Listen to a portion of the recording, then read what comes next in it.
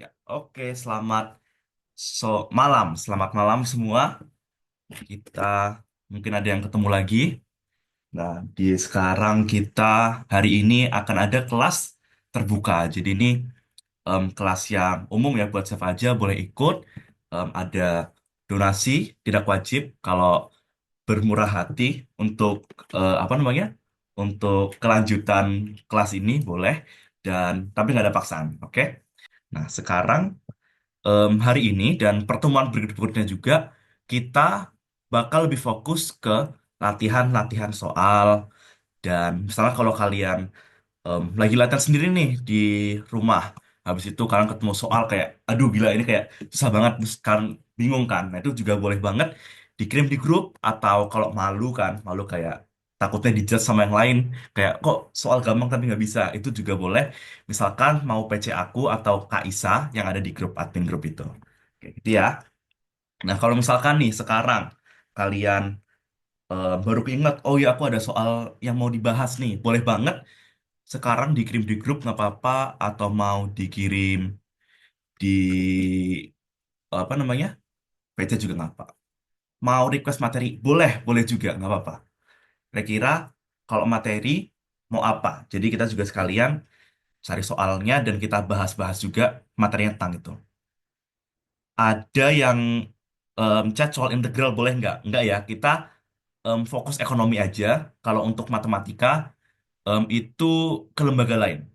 Oke? Ini hanya untuk khusus ekonomi. Oh, kripto. Oke, oke. Boleh, boleh. Boleh banget kita bahas tentang kripto. Jadi menarik ya, karena kripto sendiri itu em, belum pernah ada dari apa sebelum-sebelumnya. Sangat kayak salah satu materi yang baru ya. Berarti kan di situ adalah kita di anaknya finansial. Nah, ketika kita membahas tentang kripto, di sini sebenarnya kita itu bakal bahas tentang sistem moneter, sistem keuangan. Tapi bedanya di sini kita memberantas konsep moneter, konsep keuangan yang dari dulu itu udah ada. Jadi konsepnya ya, kalau kita melihat moneter, itu kan kita em, uang itu sebenarnya kebohongan. Karena ketika kita ada uang, yang dia ini mempresentasikan, merepresentasikan 100.000, uang ini nilainya itu nggak 100.000 sebenarnya. Karena apa? Karena dia itu kan hanyalah rekayasa dari pemerintah. Ditambah lagi, ketika kita menabung uang, uang kita itu nggak ada di brankas. Kita tabung uang, nah itu uangnya itu nggak tetap. Tapi uangnya akan dialirkan, alias hilang. Dan dua masalah ini adalah permasalahan yang sebenarnya ingin diselesaikan, dan tanda kutip diselesaikan atau diadres oleh mata uang kripto. Yaitu bagaimana pemerintah, sistem uang fiat itu sebenarnya adalah kebohongan. Nah, bagaimana cara mereka menyelesaikannya?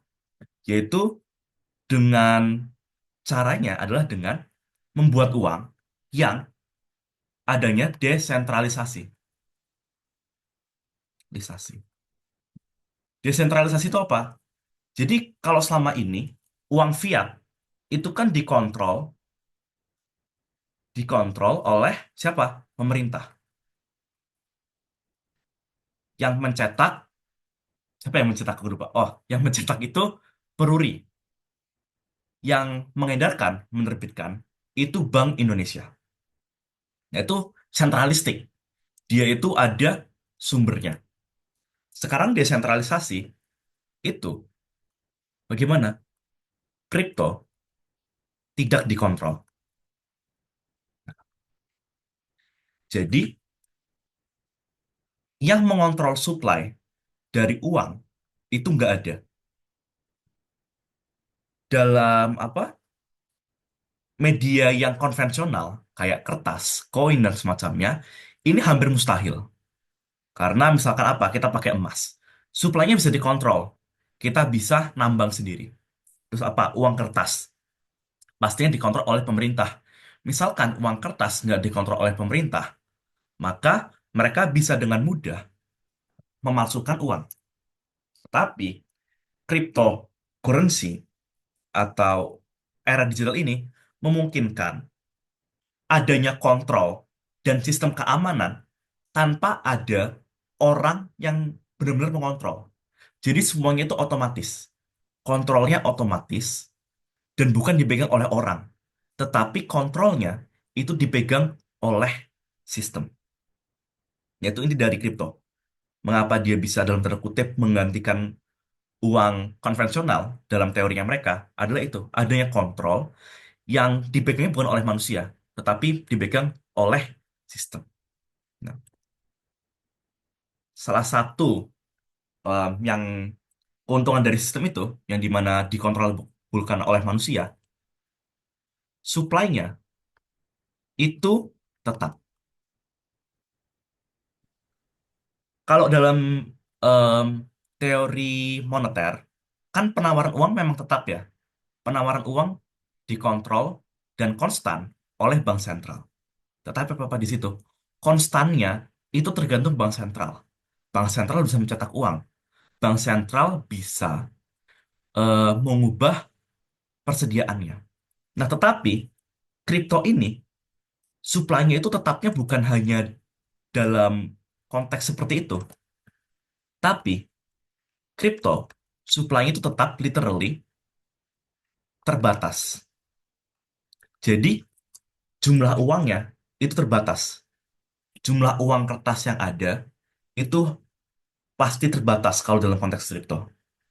Karena ketika em, suatu programmer ya membuat kripto, dia mau bikin Bitcoin. Bitcoin dirilis adalah 3.000 Bitcoin.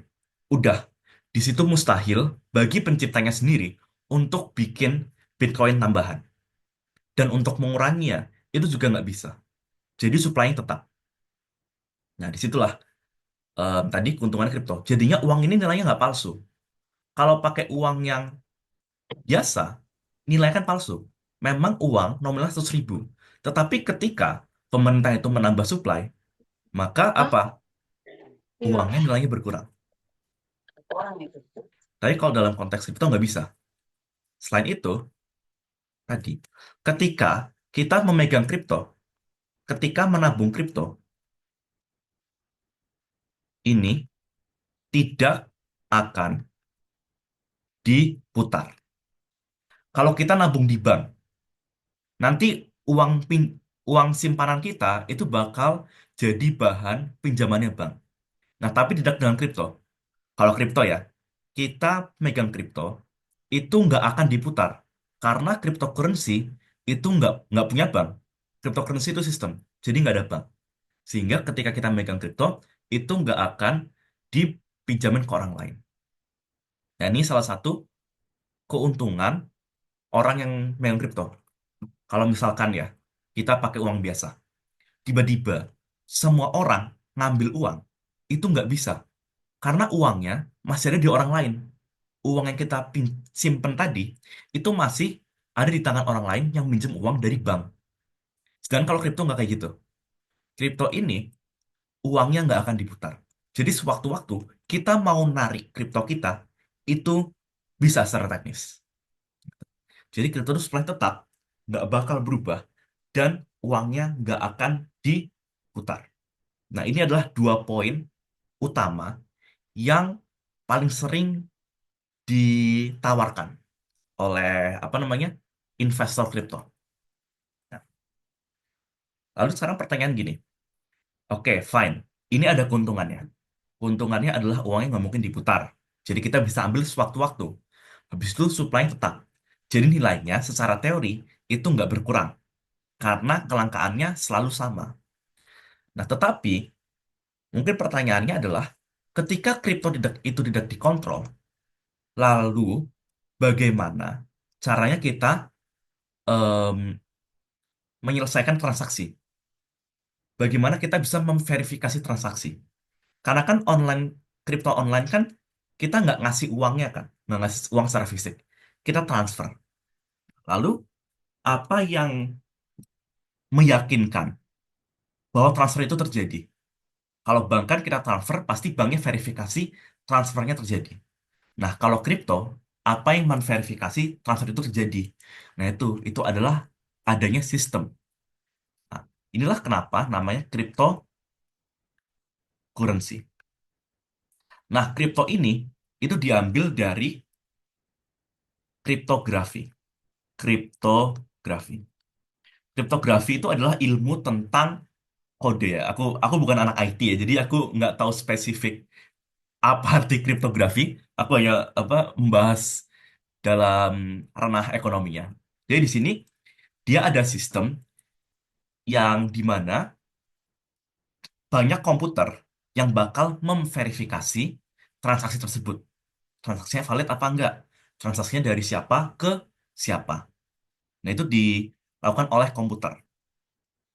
Lalu siapa orang yang menyediakan jasa komputer itu? Nah, itu adalah ada yang namanya miner. Miner. Miner penambang.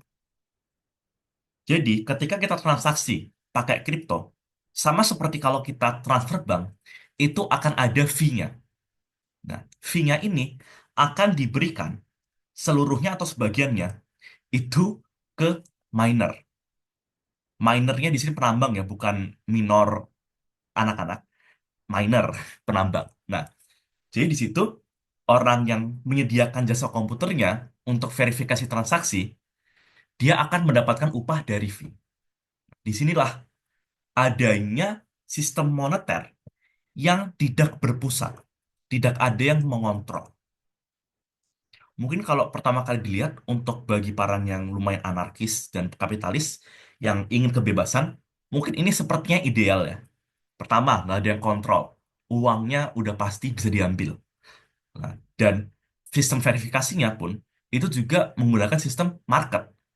Orang yang menyediakan jasa verifikasi dapat uang, yaitu miner. Tapi sekarang kita ke sisi kekurangannya. Kekurangan dari tidak adanya kontrol dalam cryptocurrency. Apa? Yang pertama, jadi salah satu yang penting dalam moneter, selain dalam keuangan ya, selain moneter adalah tentang kebijakan prudensial. Kebijakan prudensial itu artinya adalah kepercayaan konsumen terhadap institusi finansial. Sedangkan dalam kripto, karena tidak ada yang mengontrol, akhirnya apa? Banyak penipuan.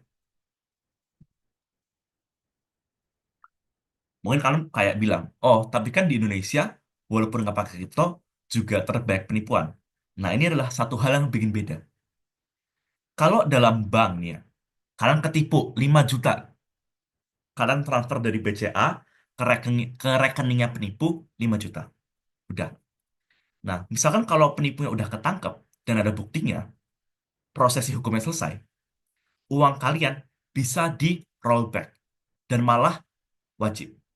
Aku nggak tahu kayak wajibnya berapa persen ya, tapi aku bukan anak hukum. Tapi di situ ada mekanisme pengembalian. Beda dengan kripto. Kalau kripto, kamu udah transfer, walaupun untuk penipuan, udah uangmu hilang. Karena ini nggak ada yang mengontrol. Sehingga di situ ya udah sekalian kamu transfer, kamu nggak bisa kembali lagi uangnya. Lalu yang kedua, selain banyak penipuan, di sini tidak ada paksaan untuk memakai. Berbeda dengan mata uang negara. Kalau mata uang negara, kan di sini kalian dipaksa ya. Kalian di Indonesia, kalian dipaksa untuk pakai rupiah. Pertama karena masyarakat pakai rupiah, kedua karena pemerintah pun juga mengeluarkan banyak effort supaya masyarakat pasti pakai rupiah. Nah, beda dengan kripto. Kripto itu nggak ada paksaan untuk pakai kripto. Ada banyak banget nih cryptocurrency-nya, dan kalian bisa pakai yang manapun. Nah, kebebasan ini tuh bukan berarti hal yang positif. Justru karena nggak ada paksaan untuk memakai suatu kripto, akhirnya apa? Kripto itu nggak ada utilitasnya. Utilitas itu manfaat. Mata uang itu bisa memiliki nilai hanya jika bisa dipakai untuk transaksi. Misalkan, nggak ada paksaan untuk pakai Bitcoin, dan kau punya Bitcoin. Di situ, nggak ada paksaan untuk kamu, maaf, nggak ada paksaan untuk penjual bakso harus menerima Bitcoin. Beda sama rupiah.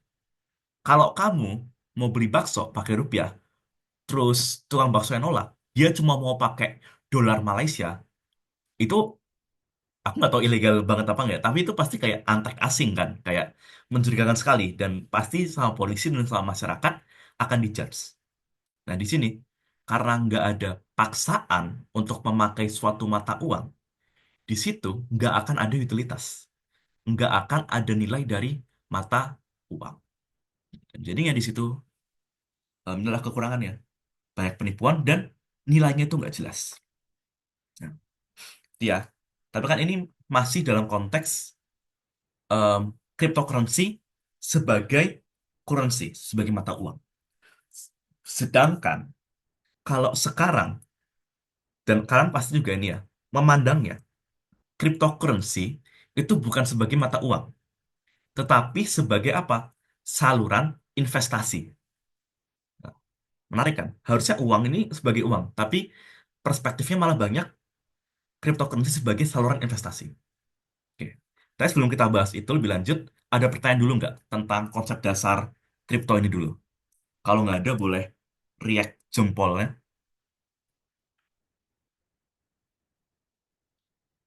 Masih aman ya sepertinya. Oke. Kalau ada pertanyaan, boleh langsung open mic atau di chat juga nggak apa-apa. Ini kan masih cryptocurrency sebagai mata uang. Sekarang, cryptocurrency sebagai haluran investasi. Apa yang menjadi keuntungan, apa yang menjadi kerugian investasi kripto?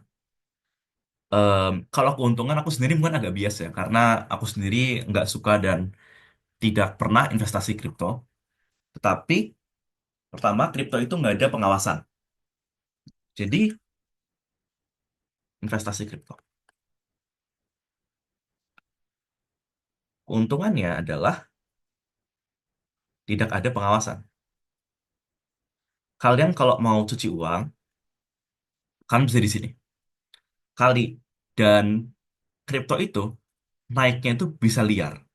Jadi kalau naiknya bisa 200%, turun pun bisa turun 90%. Sehingga di sini kemungkinan kalian untuk untung besar itu gede. Tapi keuntungan maaf, kemungkinan kalian untuk rugi besar pun juga gede. Jadi sebenarnya returnnya itu cukup tinggi kalau beruntung. Dan return yang cukup tinggi ini juga ada hubungannya sama tidak adanya pengawasan. Saham ketika harga itu naik, itu ada batasnya. Kalau naiknya lebih dari berapa persen, itu bakal ditutup pasarnya. Jadi nggak boleh ditransaksiin lagi. Jadi dari Indonesia ada kayak gitu. Atau misalkan saham ini harganya turun kayak 50%. Itu kan kaget banget kan pas pasar. Nah itu juga pasarnya akan ditutup. Jadi nggak boleh ada transaksi saham itu dulu. Nunggu sampai pasarnya stabil. Nah kalau kripto nggak kayak gitu. Kripto hari Senin harganya, misalkan Bitcoin, hari Senin harganya 1.000 per satu kripto. Hari Selasa harga satu Bitcoin itu 1 triliun. Itu boleh aja, bisa aja. Karena nggak ada sistem pengawasan.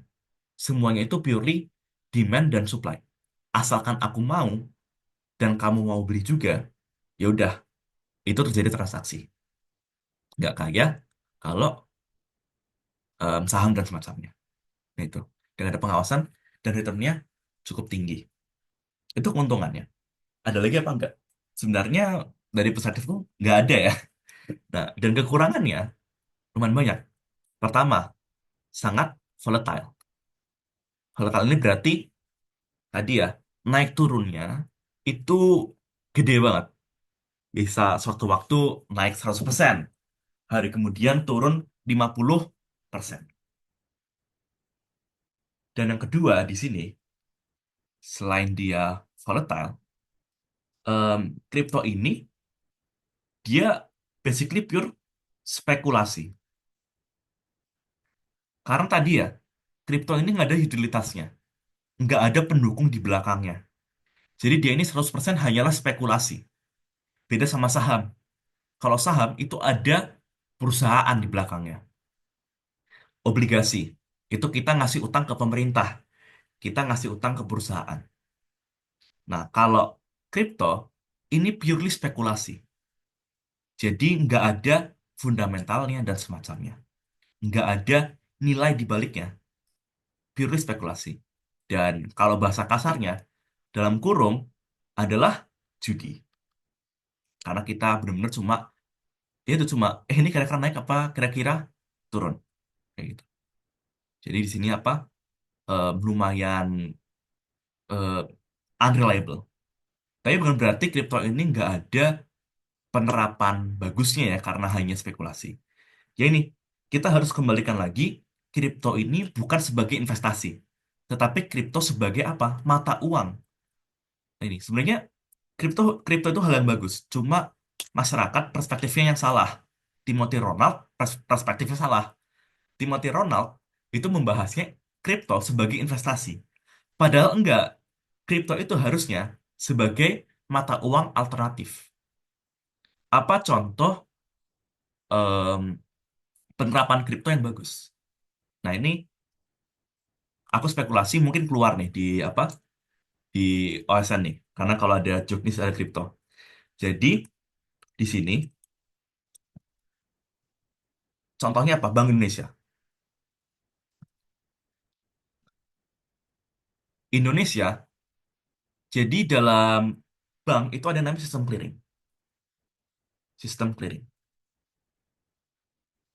Sistem clearing ini adalah bagaimana kita bisa transfer antar bank. BCA transfer, BRI transfer. Nah, itu akan diselesaikan dengan sistem clearing. Nah, dan Indonesia sendiri itu mulai mendevelop sistem clearing yang menggunakan kriptografi. Maaf, bukan semuanya menggunakan ya, tapi bisa bisa menggunakan kriptografi. Jadi daripada kalau kalau sekarang kan masih pakai kertas ya dan pakai komputer. Jadi kayak oh, BRI transfer ke sini, BCA transfer ke sini, terus kita cari selisihnya. Nah, tapi ini juga bisa pakai kriptografi. Apa keuntungannya pakai kriptografi? Di sini terpampang lebih jelas dan lebih solid lagi. Jadi nggak ada lagi kayak nggak sengaja ketriwal, nggak sengaja nolnya lupa kepencet. Nah, itu udah nggak ada lagi karena pakai kriptografi. Tapi ini setauku masih in development. Aku kurang paham apakah mulai terimplementasi pelan-pelan apa enggak. Karena ini em, sangat kayak main apa BI ya, urusannya BI. Nah, jadi ini ya. Jadi salah satu kalau ditanyain salah satu apa penggunaan cryptocurrency apa bisa, yaitu untuk sistem clearing. Jadi biar sistem clearingnya lebih solid lagi. Tapi kalau kita menggunakan kripto dalam konteks investasi tentunya agak riskan karena banyak penipuan. Nah, dan selain itu, selain sistem clearing juga ada penggunaan cryptocurrency yang bagus lagi, yaitu untuk apa? Transaksi, transaksi ilegal. Nah, karena cryptocurrency ini nggak bisa ditarik ulang dan cryptocurrency itu anonimus alias nggak ada namanya. Nah, ini bagus untuk transaksi ilegal. Kayak gitu. Jadi, buat kalian yang mau berkecimpung di cryptocurrency, aku advisekan kalian melakukan tindak kriminal. Kayak gitu. Kayak itu ya, itu untuk cryptocurrency. Apakah ada pertanyaan dulu nih untuk cryptocurrency. Maaf, maksudnya untuk aku tentang cryptocurrency. Kalau nggak ada, boleh react jempolnya.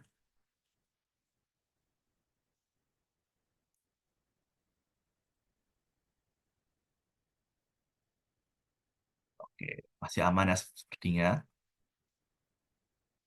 Oke, oke aman. Kalau gitu, kalau misalkan ada yang mau request topik lagi atau request soal, boleh juga. Nah, kalau misalkan masih nggak ada, kita mau bahas-bahas latihan soal. Karena tentunya ekonomi banyak kuantitatifnya ya. Banyak sekali kuantitatif. Jadi pasti perlu banyak latihan. Oke. Sambil menunggu mungkin kalau ada pertanyaan lagi, coba kita bahas soal-soal dulu. Nah ini dia. Jadi di sini adalah soal mengenai pajak. Ini soal klasik banget ya. Ini kayak harus banget udah bisa lah kalau mau ujian. Itu tentang keseimbangan setelah pajak. Nah, keseimbangan setelah pajak. Di sini kita udah ada dua fungsi. Fungsi quantity of demand dan fungsi quantity of supply. Sekarang kita tinggal cari keseimbangan setelah pajak, yaitu pajaknya sebesar 500 per unit. Ini gimana cara ngerjainnya? Nah, oke, jadi di sini tentunya ketika kita mau ngecek keseimbangan setelah pajak, berarti kita harus mengubah fungsi supply. Ingat ya, pajak ini mempengaruhi supply. Karena ketika pajak, misalkan kayak PPN dan semacamnya, itu akan ditagihkan ke supplier. Jadi di sini, untuk mencari keseimbangan ya, kita akan menyamadengankan quantity of demand dengan quantity of supply, tapi yang setelah pajak. Berarti ada aksennya. Kita cari dulu nih, quantity supply setelah pajak itu berapa? Rumusnya, jangan lupa ya. Jadi kalau quantity of supply setelah pajak, itu rumusnya adalah A plus B dalam kurung P minus tax. Ini mau nggak mau harus dihafalin. Maaf, ini bukan plus tapi minus, sorry. Beneran plus, deng. Ini plus. Nah, minus A plus B dalam kurung P minus T. Dihafalin. Dihafalin. Di sini sekarang kita tinggal input aja. A di sini adalah konstanta. Jadi, quantity supplied ini minus 20 ribunya itu adalah konstanta. Maka di sini kita tulis minus 20 ribu ditambah. Nah, kalau B di sini adalah koefisien. Koefisien itu apa? Koefisien itu adalah angka di depan suatu variabel. Di mana di sini variabel yang kita maksud adalah P. Jadinya B kita input 5. Karena itu adalah konstantanya. Maaf, koefisiennya. Koefisiennya adalah 5. Lalu di sini P-nya tetap kita tulis P. Lalu teksnya adalah sebesar 500. P kurangin 500. Di sini harus kita kalikan dulu. 5 kalikan dengan P, 5 kalikan dengan minus 500. Karena mereka dalam tanda kurung. Jadi di sini minus 20 ribu ditambah 5 kali P tetap 5P. 5 kali minus 500 jadinya berapa? Minus 2.500. 5 kali 5 25, 100-nya turunin. Kayak gitu. Sekarang kita selesaikan apa yang bisa kita selesaikan. Di sini minus 20 ribu bisa dikurangi 2.500. Minus dikurangi lagi, jadinya jumlahnya bertambah. Di sini jadinya minus 2.500 ditambah 5P. Nah, disinilah kita ketemu Ki S aksennya. Ya, dari QS biasa, fungsi quantity supply-nya yang biasa. Habis itu kita masukin ke rumus ini. A-nya adalah apa? Konstantanya, B adalah koefisiennya. P minus pajak. Ketemu minus 22.500 plus 5P. Sekarang, di sini tinggal kita sama dengankan. QS harus sama dengan QD. Berarti QD-nya kita sudah ketahui 50.000 minus 3P. 50.000 minus 3P sama dengan QS aksennya. Ingat ya, QS aksen. Jangan pakai QS. Di sini minus 22.500 ditambah 5P. Karena ini kurang kurang jauh ternyata jaraknya. Sekarang, berarti di sini kita tinggal apa sih namanya? Aku lupa. SPL DV. Bukan, itu dua variabel. Tinggal aljabar. Pokoknya apa diutak-atik. Berarti di sini 22.500 kita pindahin ke kiri kan. Jadinya 50.000 ditambah 22.500 minus dipindah ke kiri jadinya tambah. Yang ini tetap 5P, 3P dipindahin jadinya ditambah 3P. 5 tambah 3 berapa? 5, 6, 7, 8. 8. 8P. Sekarang yang ini 50.000 tambah 22.500. Jadinya 77.500. Udah ketemu nih. 8P sama dengan 77.500. Berarti kita tinggal cari exactly P-nya berapa.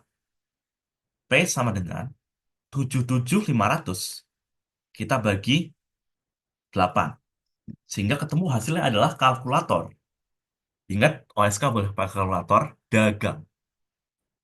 77.500 dibagi 8. Dan hasilnya adalah 9.687,5. Apakah ada? Wait. Apakah aku ada salah? Sebentar. Bukan aku ada salah ngitung. Karena nggak ada jawabannya. Berarti kan di sini 5P betul 2.500 7 2 50 tambah 22 bentar. B 9 7.500 dibagi 8 kan? Ada yang tahu nggak aku salah hitungnya di mana? Sebentar. 20.000 terus ini 500. Jadi kan 22.500 tambah 5P. 50.000 minus 3P dipindah 8P betul. Em, 50.000 ditambah 22.500 jadinya 50.000 tambah 22.500. Oh, sorry, aku tolol dikit. 72.500 ya, guys. Aku, nah ini dia apa? Kelemahan saya adalah nggak teliti. 50.000 tambah 22.500 bukan 77.500 tapi 272.500. Jangan tanya 7 keduanya dari mana. Nah, dan yang betul, betul, betul, Ayla, jawabannya adalah yang B. Yang 9062,5. Gila. Berarti udah lebih pintar dari aku. Insya Allah medali. Amin. Ya, perhitungannya seperti itu caranya. Caranya diikutin. Perhitungannya lebih teliti daripada aku. Oke, gitu ya. Untuk ini, pajak. Ada yang masih perlu dijelasin ulang nggak perhitungannya?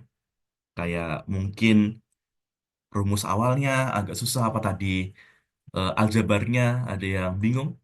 Kalau aman boleh jempolnya.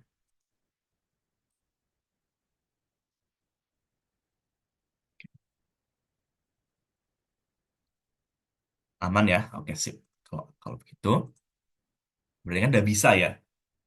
Kalau udah bisa, coba. Ini ada soal yang serupa. Bedanya kita bukan pajak nih, tapi subsidi. Jadi subsidi apa? Subsidi kan kebalikannya pajak. Aku mau coba kalian, aku kasih waktu dulu deh. Kasih waktu sebentar, coba kalian kerjain.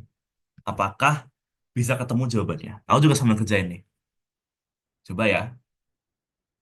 Mungkin 10 menit deh. 10 menit harusnya cukup. Aku tunggu sampai 7:50. Apakah bisa? Di sini berarti kita udah ada fungsi permintaan sepatu, fungsi penawaran sepatu, lalu ada subsidi sebesar 2.500. Sekarang harga keseimbangannya. Dan bocoran aja, mungkin ada yang agak lupa dikit subsidi gimana. QS aksen sama dengan minus A ditambah B dalam kurung P plus subsidi. Yuk, coba dikerjain. Kamu tungguin sampai 7:50.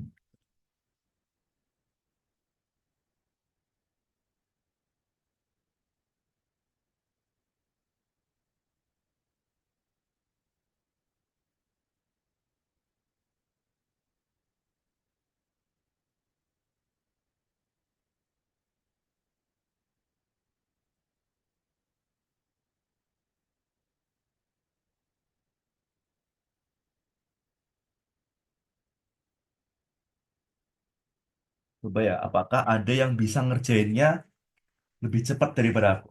Kalau misalkan udah ada jawabannya, langsung aja chat di Zoom. Biar sombong dikit kan, kayak, aku ngerjain cepet nih. Aku baru sadar aku nggak ada pulpen. Bentar.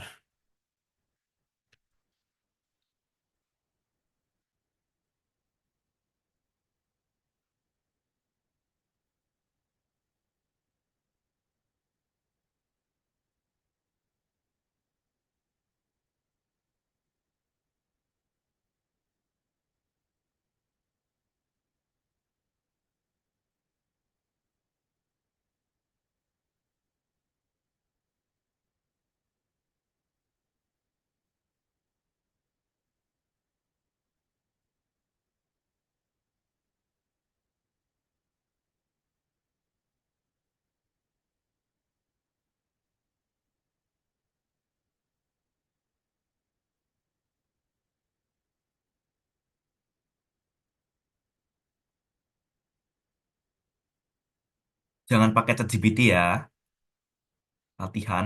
Jangan pakai AI. OSK nggak bisa pakai AI.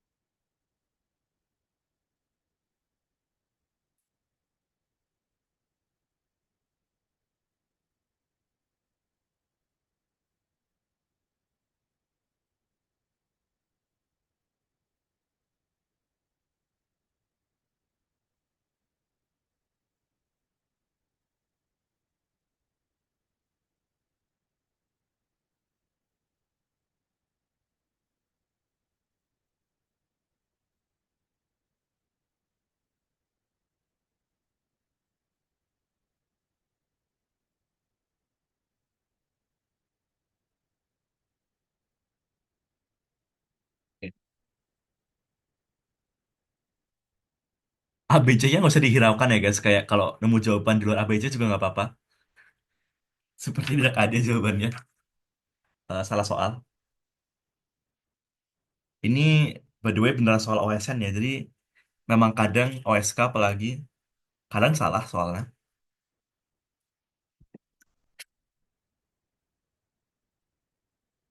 Ya oke. Aku bilang apa pilihan yang salah langsung pada jawab. Benar. Berarti sama-sama apa kebingungan dikit. Oke ya. Yang lain masih kutungguin nggak apa-apa. Kalau apa namanya memproses dulu gimana cara ngerjainnya. Hitung 4 menit lagi.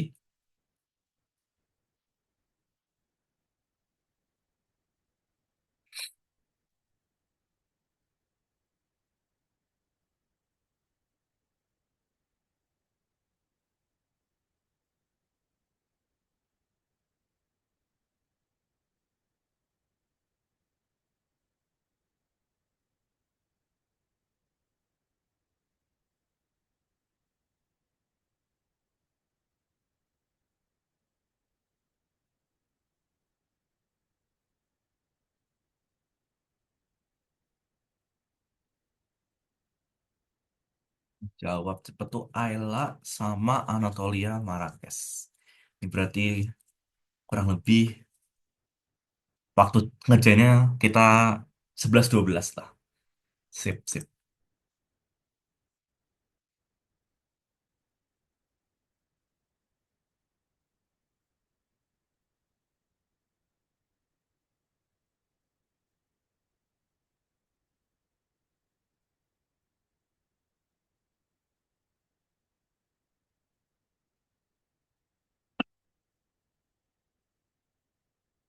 Yuk, 3 menit lagi.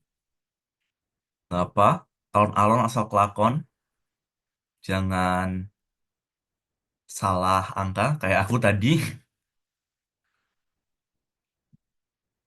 Salah satu yang penting itu ketelitian. Percuma tahu materinya, tapi pas ngerjain salah angka dikit.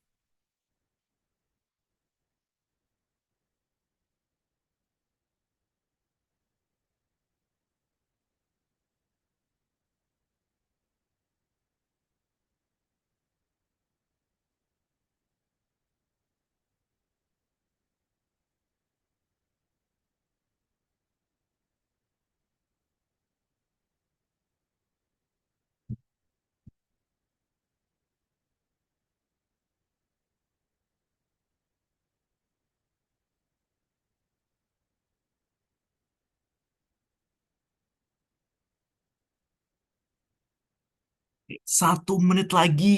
Aduh, 60 detik nih. Kayak nggak apa. Bisa dihitung pelan-pelan.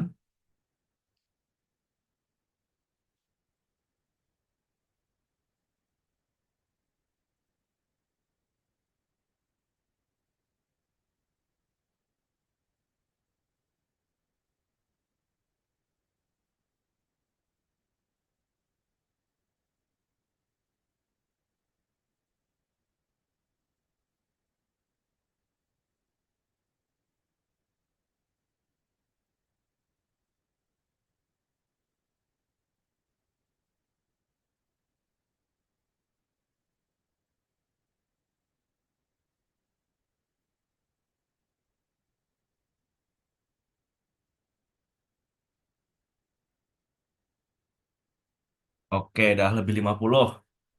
Mari kita bahas. Betul ya? Jawabannya adalah 3.500. 3.500. Bagaimana menghitungnya? Nah, berarti di sini pertama yang harus kita cari adalah quantity supplied setelah subsidi pastinya ya. Dari sini QS-nya. A-nya kan udah tahu minus 5.000. Sini kita tetap tulis minus 5.000. Lalu koefisiennya itulah 3. P-nya tetap P dan subsidinya 2.500. 2.500. Nah, di sini 5.000-nya kita turunin aja. Habis itu ini aja 3P. 3 kali 2.500 berapa? ditambah 7.500. Minus 5.000 ditambah 7.500 jadinya positif 2.500. Lalu ditambah 3P. Nah, udah ketemu nih quantity supply setelah subsidi. Sekarang kita tinggal cari keseimbangannya. Berarti QD-nya harus kita sama dengan QS aksen tadi. 20.000 minus 2P untuk QD-nya. 20.000 minus 2P itu kita sama dengankan 2.500 ditambah 3P. 2P-nya kita pindahin ke kanan. Jadi 3P ditambah 2P. 20.000 dipindahin jadinya 20.000 dikurangin 2.500. 20.000 dikurangi 2.500 jadinya 17.500. 3P tambah 2P hasilnya 5P. 5 tambah 2, 3 tambah 2, 1. Ya, 5. P-nya sama dengan 17.500. Kita bagi 5. Alhasil ketemu 3.500. Kayak gitu. Gampang ya? Ya, sip. Itu adalah subsidi. Oke. Di sini yang perlu dihafalkan adalah ini. Untuk mencari QS aksennya. Kalau QS aksen kayak gini kalau subsidi. Nah, sedangkan kalau fungsi P, PS aksen. Nah, di sini kesempitan. Di sini aja. Kalau PS aksen, itu sama dengan apa? PS dikurangi subsidi. Kalau pajak, kalau pajak, PS aksen itu sama dengan PS dikurangin, maaf, ditambah teks tadi. Gitu ya. Jadi, kalau pakai fungsi price itu jauh lebih sederhana daripada kalau pakai fungsi key. Seperti itu. Oke ya, kita sudah eh, membahas tentang pajak dan subsidi. Dan ini lagi-lagi latihan soal disering-seringin. Oke, itu ya. Sebelumnya dari subsidi dan pajak, apakah ada pertanyaan dulu sebelum kita lanjut? Kalau nggak ada, boleh jempolnya lagi. Tunjukkan jari ibu kalian. Jari ayahnya ditinggal. Oke, sip. Aman ya. Hari ini sepertinya kita bahas yang mikro-mikro aja dulu. Yang kecil-kecil. Oke, tadi kita udah bahas pasar secara keseluruhan. Nah, di sini kita mau melihat tentang elastisitas. Elastisitas. Berarti yang bagaimana permintaan itu merespon perubahan harga. Ini ya. Di sini yang mau kajian adalah mungkin banyak hari ujian ya apalagi ya, hari ujian, nervous dan semacamnya, kelupaan nih. Apa rumus dari elastisitas permintaan? Nah, itu kan agak bikin panik ya. Nah, di sini trik ya. Jadi yang perlu dipahamin, di sini kita ada dua variabel ya, yaitu tentang Q dan P. Nah, kalau yang namanya elastisitas harga, maka apa? Elastisitas harga itu apa? Berapa responsif permintaan terhadap harga. Berarti kan di sini penyebabnya itu adalah harga. Akibatnya itu adalah permintaannya. Sehingga kita udah tahu pasti kuantitas itu di atas dan P itu di bawah. Nah, ini untuk yang mungkin menghafalkan lebih susah daripada melogikakannya. Nah, ini dia. Melogikakannya kayak gitu. Jadi, yang diakibatkan itu yang di atas. Yang menyebabkan itu yang di bawah. Di sini penyebabnya adalah perubahan harga. Akibatnya adalah perubahan kuantitas. Jadi yang udah pasti di atas Q, yang di bawah P. Nah, di sini tinggal kita kasih delta-delta. Delta Q per delta P dikali, terus dibalik P per Q. Kayak gitu. Nah, di sini di soalnya adalah apabila diketahui pada saat harga barang segitu, per unit menjadi 1.500. Di sini kita udah bisa lihat kan bahwa penyebabnya adalah perubahan harga dan fungsi permintaan yang berlaku adalah segitu. Maka sifat koefisien elastisitas permintaannya adalah, nah di sini kan kita yang kita ketahui cuma apa? Perubahan harga. Jadi bagaimana caranya kita bisa tahu kuantitasnya? Kan kita harus tahu kuantitasnya supaya tahu elastisitasnya. Nah di sini kita udah dikasih kuantitinya. Maaf, bukan kuantitinya apa? Dikasih tahu fungsinya. Nah di sini kita ada dua approach. Antara kalian mau pakai cara yang membosankan atau kalian mau pakai cara Big Brain Sigma yang keren lah. Nah, kita pakai cara membosankan dulu. Membosankan dan panjang. Caranya apa? Kita cari tahu tiap titiknya itu akan menghasilkan kuantitas berapa. Berarti ketika P sama dengan 1.200, Q-nya berapa? P sama dengan 1.500, Q-nya berapa? Bagaimana caranya? Ingat bahwa em, sebuah fungsi itu mengekspresikan ketika satu variabel itu berapa, variabel lainnya itu berapa. Jadi kalau kita udah tahu P-nya itu 1.200, kita bisa tahu Q-nya berapa. Dengan cara kita masukin. 1.200 kita masukin ke 10. Berarti berapa? 1.200 tambah 10 dikurangi 1.000. Berarti kan 12.000 dikurangi 1.000. Hasilnya 11.000. 1.500. 1.500 dikali 10 jadinya 15.000. Dikurangi 1.000. Ketemu hasil adalah 14.000. 14.000. 14.000. Nah, di sini kita tadi masukin ke cara yang delta-delta. Cara cara membosankannya lah. Berarti kan di sini kita delta Q. Delta Q itu berapa? Q2 dikurangi Q1. Tapi ini kita pakai ini apa? Fungsi mutlak. Maaf, bukan bilangan mutlak. Jadi minus plus nggak kita hiraukan. Mutlak P2 kurangi P1. Dikali dengan Q-nya berarti di sini adalah P1, sorry. Q P P Q kan. Q P P1 adalah 1.200 dan Q1-nya itu adalah 1.100. Di sini langsung aja kita masukin angkanya. Q2 kurangi Q1. Berarti di sini kan mereka 14.000 dikurangi 11.000. Hasil adalah 3.000. Lalu di sini P2 dikurangi P1. P2-nya 1.500. P1-nya em, berapa P1-nya? P1 adalah 1.200. Berarti kan di sini 1.500 dikurangi 1.200 hasilnya adalah berapa? 300. 300. Nanti bisa kita coret 00-nya, 00-nya kita coret, ini 0-nya coret-coret, jadinya 10. Nah, ketemu nih, sama dengan 12/11.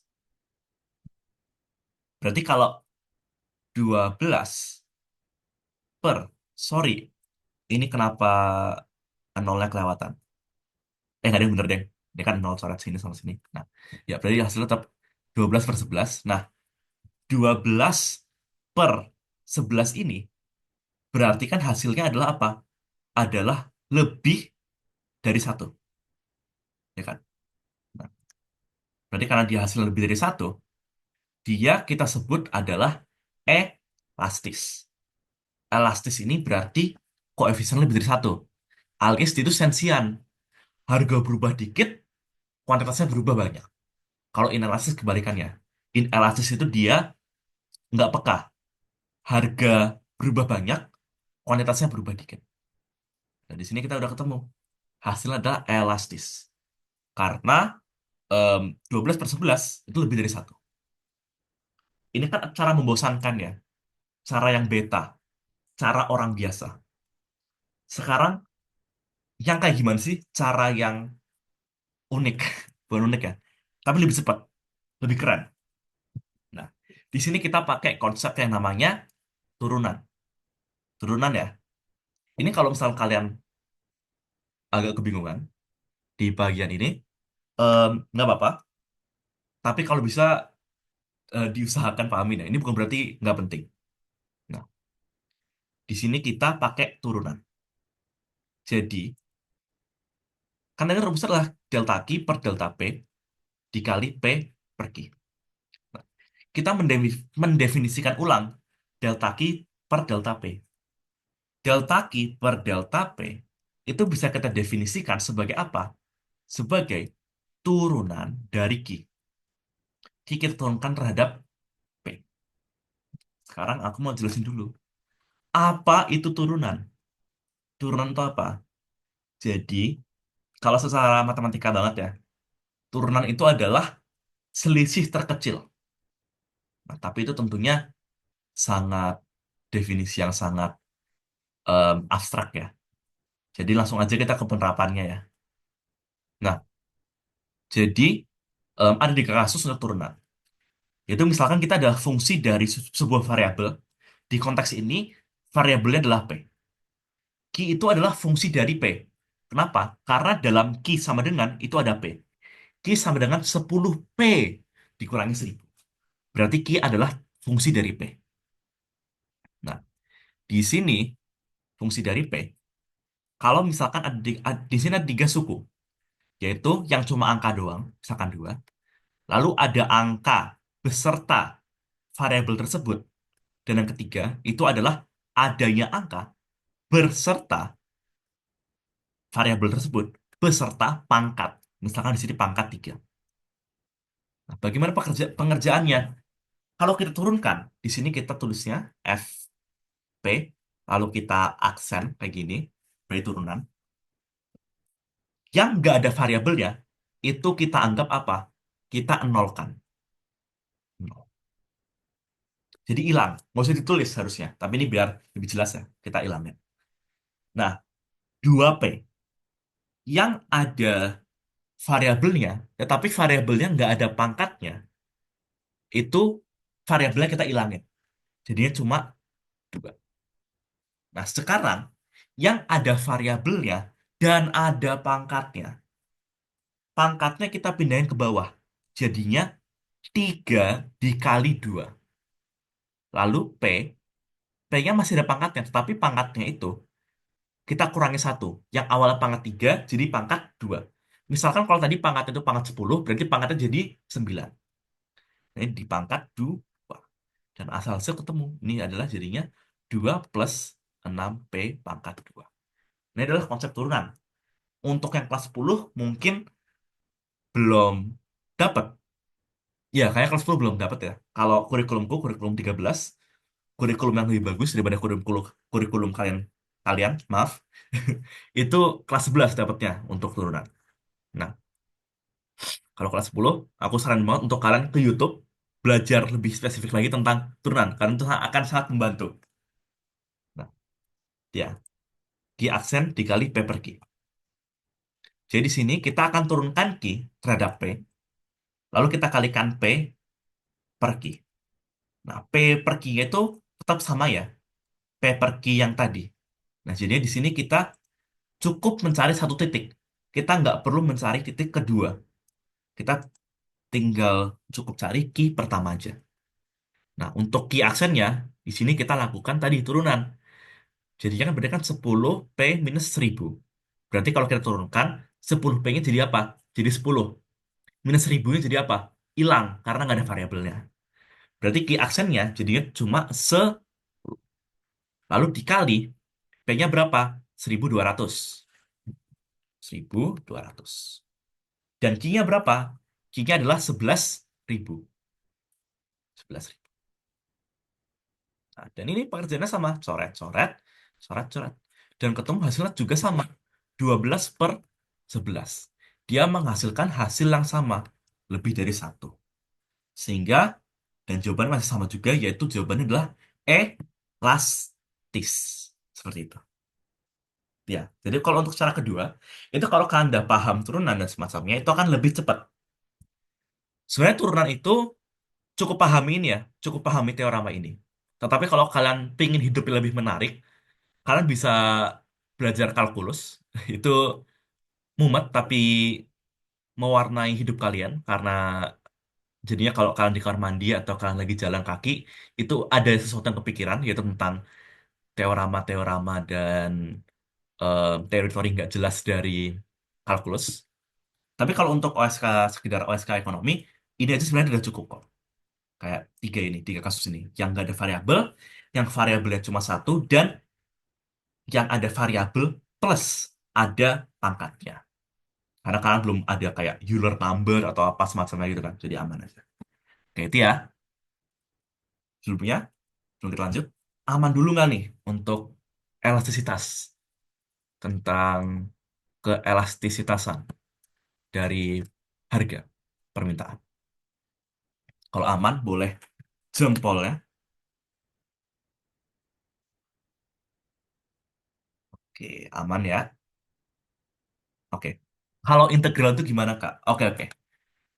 Kalau integral itu dari kebalikan dari turunan. Jadi integral itu kita udah ada hasil dari turunan, kita pingin tahu fungsi aslinya. Misalkan kayak tadi. Ini kan kita Q sama dengan 10P minus 1000. Nah, kita udah tahu turunannya. Turunannya adalah 10. Kita mau tahu fungsi yang akan menghasilkan turunan 10. Berarti apa? 10P ditambah suatu konstanta yang kita nggak tahu. Karena kalau 10P ditambah konstanta, kita turunin, itu hasilnya 10. Itu adalah integral. Itu yang gambar sederhana banget kan. Nah, tapi ini akan aku ajarin teoremanya. Integral ini akan kepake misalkan kalau pertama, kalian udah ada fungsi marginal, dan kalian mau cari fungsi total. Ya, jadi kita integralkan, ini lambang lambang integral kayak gini ya. Em, Cacing, ini cacing, ada cacing. Terus ada D variabel. Variabelnya terserah apapun itu yang ada di soal. Biasanya adalah yang pertama adanya D key, D quantity. Itu kan untuk cari MC. MC diintegralin jadinya total cost. Apalagi misalkan ini MP, DL. Ini hasilnya adalah TP. Nah, jadi integral ini digunakan untuk mencari fungsi total dari fungsi marginal. Bagaimana cara mengintegralkannya? Nah, di sini juga akan ada nggak ada kasus. Cuma ada dua kasus. Untuk dasar dua kasus ya. Jadi kita ada integral dua suku yang berbeda. Yang pertama itu hanya nggak ada tiga kasus yang benar ada tiga kasus. Yang pertama hanya ada angka biasa. Yang kedua itu ada angka dan konstanta. Bukan maaf, angka dan variabel. Dan yang ketiga itu adanya angka, variabel, dan pangkat. Ini DX. Hasilnya berapa? Yang pertama, untuk yang cuma angka doang. Kalau angka doang, itu cukup kita tambahin variabelnya. Tinggal jadinya 2X. Udah, gitu doang. Nah, sekarang lebih rumit nih. Gimana kalau 2X kita integralkan? Di sini, kalau 2X, kita harus, ini duanya kita terus ulang, tetap konstantanya. Tetapi, X-nya, kita kasih pangkat 2. Lalu kita bagi 2. Kayak gitu. Jadi untuk yang nggak ada, apa, ada X-nya tetapi nggak ada pangkatnya, ini pangkatnya kita jadikan 2, lalu dibagi 2. Kayak gitu. Dan misalkan kalau ada X dan ada pangkatnya, ini jangan 2 ya, misalnya kalau pangkatnya 3. Bagaimana cara ngerjainnya? Jadi di sini, 2 konstantanya tetap kita tulis, 2. Lalu X-nya, di sini pangkatnya kita akan tambahkan 1. Jadinya 3 tambah 1. Lalu dibagi, angka yang pangkat itu ditambahkan 1 juga. Jadinya 3 tambah 1 di sini. Dan ketemu hasilnya adalah 2X plus 2X pangkat 2 dibagi 2 ditambah 2X pangkat 4 dibagi 4. Jangan lupa ini ada tambah konstanta. tambah angka yang nggak punya variabel. Kayak gitu. Dan kalau kalian cek, ini, ini ya, kalau kita turunkan, itu hasilnya akan sama dengan ini. Nah, itu adalah integral. Karena kalau integralin apa turunin sekali, lalu kalian integralin sekali, itu hasilnya akan sama aja. Cuma konstantanya hilang. Ada informasi yang hilang. Ada fungsi nih, kamu integralin sekali, lalu kamu turunin sekali, itu hasilnya akan sama aja. Karena mereka adalah kebalikan. Kayak gitu ya. Sudah cukup menjawab apa itu integral? Ya, sama-sama. Kalau ekonomi pun sebenarnya jarang. Good to know aja, tapi jarang. Kecuali kalau kalian tiba-tiba pengen pindah ke matematika. Jangan lupa ya, tolong ingetin sekolah kalian untuk daftar OSK, karena kan OSK itu sekolah kan harus daftarin. Jadi biasanya kalau untuk sekolah-sekolah top 1000 yang udah terbiasa OSN itu aman ya. Tetapi kalau sekolah kalian ini dalam tanda kutip perintis, kayak jarang ngurusin OSN, tolong diingetin guru kalian, daftar OSK udah apa belum? Karena takutnya kayak kasus-kasus dulu yang SNBP, lupa untuk registrasi SNBP. Gitu ya. Jangan lupa diingetin guru kalian. Untuk adik kelasku yang SMA 5 aman kok. SMA kita disiplin. Gitu ya. Kita lanjut. Masih ada sekitar 15 menitan. Coba. Nah, oke. Ini kayak akan asik kalau kita bahas ini. Bentar, yang makro besok-besok aja. Kita mau bahas tentang surplus. Bentar, ini jauh banget jaraknya. Nah, jadi di sini kita udah tahu fungsi permintaan dan fungsi penawaran suatu barang. Nah, sekarang yang dicari adalah besarnya surplus. Pertanyaannya pertama pasti adalah apa itu surplus? Surplus adalah selisih antara kurva permintaan atau kurva penawaran dengan harga. Misalkan di sini ada ini ya, ada kurva, set, set. Ini kurvanya sekarang. Berarti kan em, keseimbangan adalah di sini. Ini keseimbangan. Nah, berarti konsumen, sorry, konsumen itu em, surplusnya adalah selisih antara kurva demand dengan kurva harga. Maaf, harga keseimbangan. Berarti surplus konsumen itu ada yang di sini, segitiga ini. Karena kan selisih antara demand dengan harga keseimbangan. Nah, kalau surplus produsen berarti yang ini, segitiga ini. Karena dia adalah selisih antara kurva supply dengan harga keseimbangan. Yang akan kita cari adalah segitiga kuning ini. Berarti untuk mencari segitiga bagaimana caranya? Ayo, ini pelajaran SD. Apa rumus luas segitiga? Setengah dikali alas kali tinggi. Oh, ini nggak catatan ya, ini ada catatan.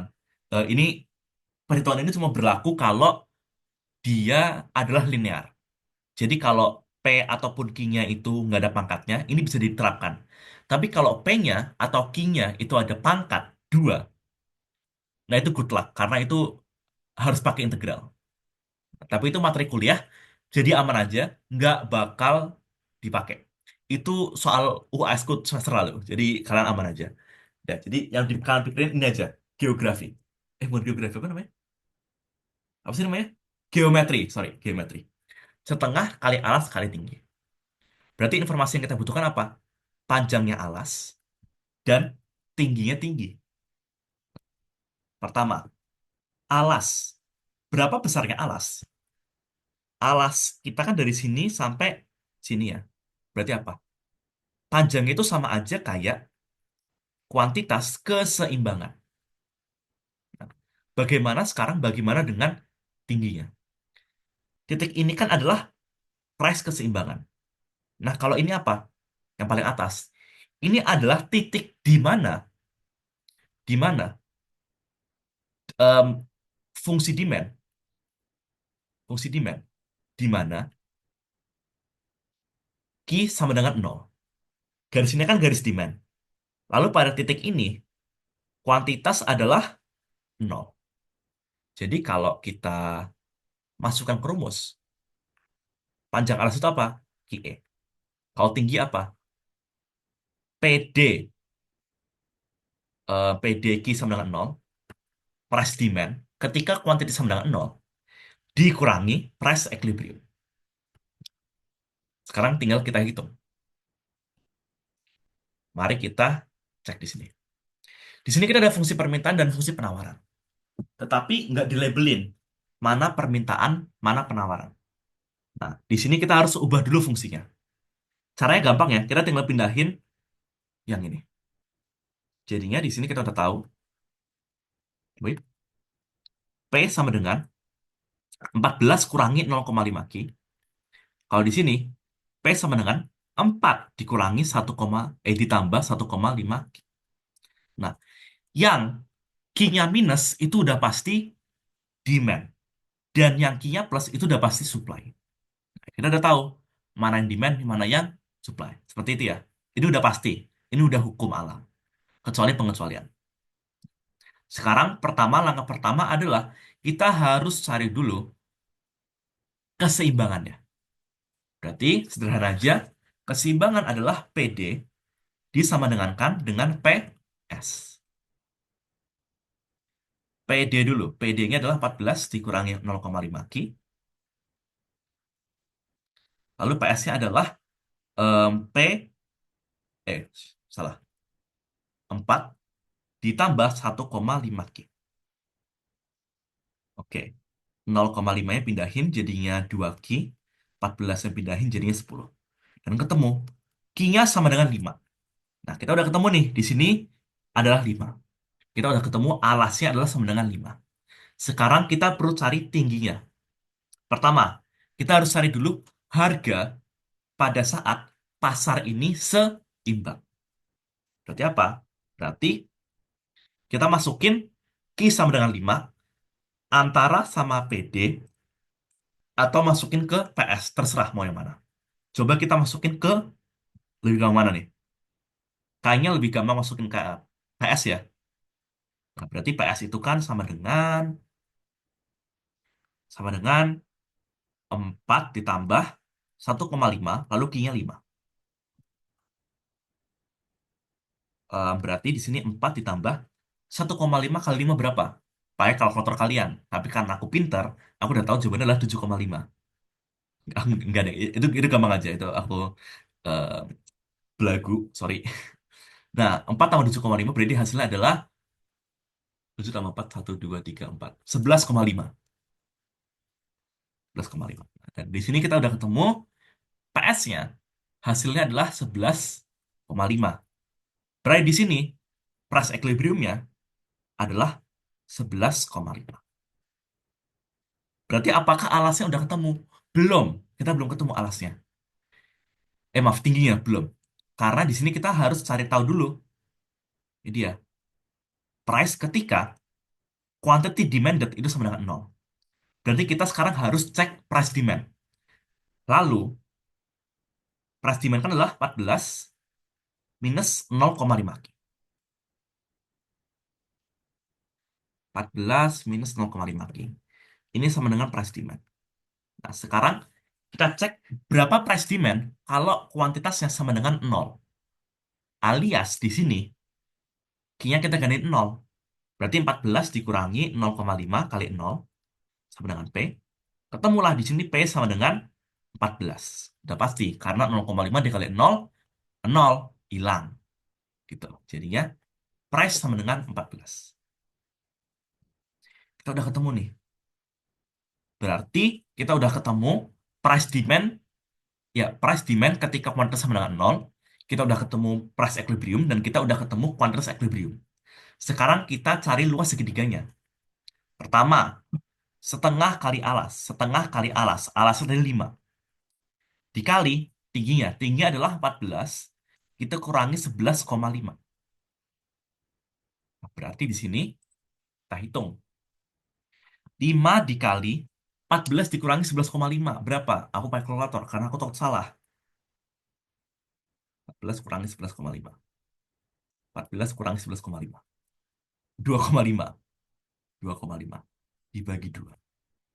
5 kali 2,5 dibagi 2. Dan ketemu hasilnya adalah 6,25. Berarti jawabannya adalah yang apa? Yang E. Dia. Jadi di sini sebenarnya sederhana aja. Kita materi SD, bro. Materi SD, yaitu luas segitiga. Cuma ada konsep ekonominya. Seperti seperti itu.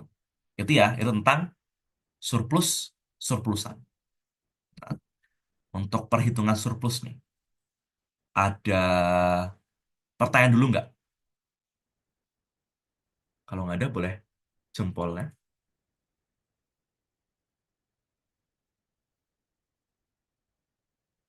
Oke, aman ya.